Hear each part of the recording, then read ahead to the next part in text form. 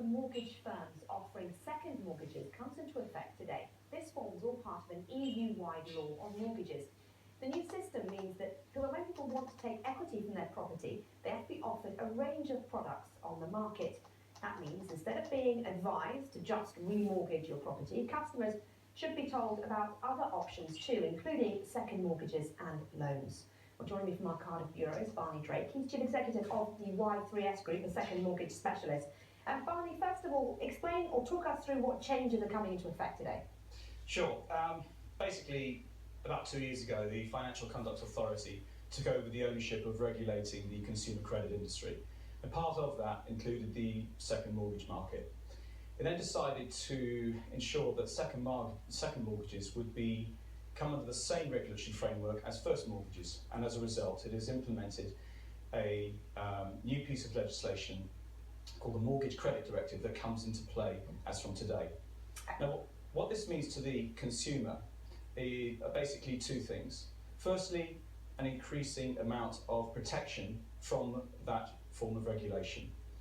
The Financial Conduct Authority has a very comprehensive handbook of rules and guidelines, and every firm that operates within the first and second charge industry must abide by those rules and guidelines. And if they don't, if they choose to ignore them, then the Financial Conduct Authority has significant powers at its disposal that it can use. So, for example, it can temporarily suspend your license, it can take off the license from that firm, it can even impose fines, and in the worst case scenario, it can actually put a custodial sentence on those people that are in control of the business. So it's basically helping customers, making the market a bit clearer, a bit more transparent, and also giving people who want a second mortgage more options.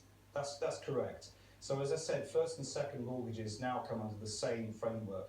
So let's say you were to go and see your financial advisor and you wanted to borrow additional funds. Let's say, for example, you had a £300,000 mortgage on an interest-only facility, and let's say you had a low rate of interest that is not available in today's market. Now, it could be that by moving your mortgage from company A to company B, and therefore remortgaging, you'll lose that low interest rate, you'll lose that interest-only facility. And basically, by remortgaging, your mortgage payment will literally shoot through the roof. So the best advice that financial advisor should give you is that to keep that mortgage in place, to protect your low payment, and to take out a second mortgage. And as a result of doing that, your monthly commitments from your first mortgage and your second mortgage will be significantly less than by remortgaging.